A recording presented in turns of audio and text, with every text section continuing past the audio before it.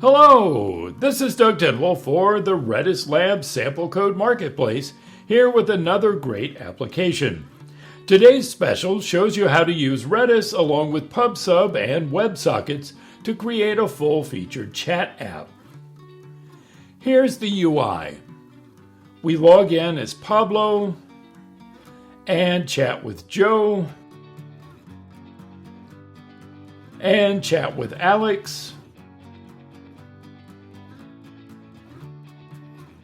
and send a message to everyone in the general chat session. In another browser tab, we're logged in as Alex. As you can see, Pablo's message automatically appears in Alex's window. The data for users, rooms, and the actual messages, of course, is stored in Redis, and the messages are sent via WebSockets and PubSub. So let's take a look at how we use Redis under the covers. We're looking at the Python version of the code here, but the Redis commands are the same in all the other versions. We start by looking for the key total users. If it doesn't exist, we know we need to initialize Redis with some users, rooms, and messages. We start by using the Redis set command to create the total users key with a value of 0. We also create the general chat room. Any message sent to that room is visible to everyone. Next, we call the code to create the demo data.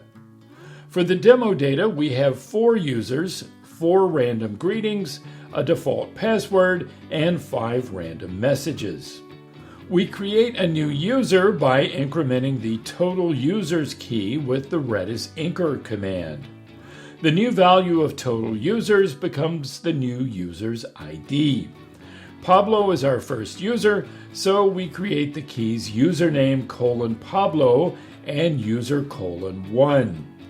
Username : Pablo is Pablo's user ID, which is 1, and the key user : 1 is a Redis hash. We use hmset to store the username Pablo and the hash value of his password.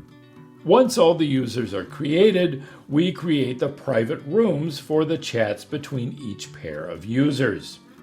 For any pair of users, we create a key named room : user ID 1 : user ID 2, where the first user ID is always the smaller of the two. So to create a room for messages between Pablo, user 1, and Joe, user 2, we'll create a new sorted set whose key is room : 1 : 2. We also add the ID of the new room to the list of rooms for each user, so we use the Redis sadd command to update the sets user : 1 : rooms and user : 2 : rooms. With a room created, we wrap things up by creating some messages for that room. A message has 4 fields: the room ID, which we just created, the ID of the sender, the text of the message, and a timestamp. We use the Redis zadd command to add the message to the sorted set for the room. The ID is the ID of the room, the value is the JSON structure with the message data, and the score is the timestamp. Using a sorted set with timestamps makes it easy for us to retrieve all the messages in order. That's a look at the code that builds the data. Now let's look at the actual data in Redis Insight. First of all, the total users key is currently 4, as we'd expect. If we look at user : 4, we can see that's Alex. The key user : 4 : rooms shows us all the rooms she's a part of. Because of the way we've initialized the data, there are messages between every pair of users, so she's a member of rooms 1: 4, 2: 4, and 3: 4. Those are her conversations with the rest of the team, and she's also part of room 0, the general room that contains all the messages sent to the whole team.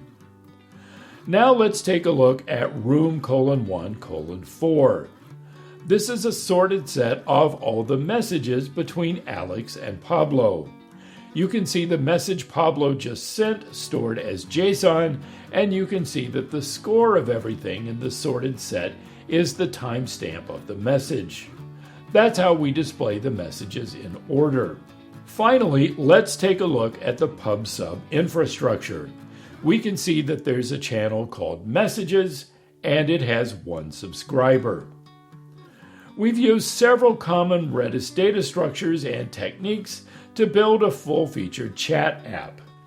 Redis does a great job of organizing and managing the data for us, and the PubSub and WebSockets mechanisms make it easy for multiple servers and clients to coexist and communicate asynchronously.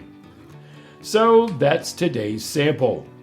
Be sure to check the marketplace often for more great samples to help you make the most of Redis.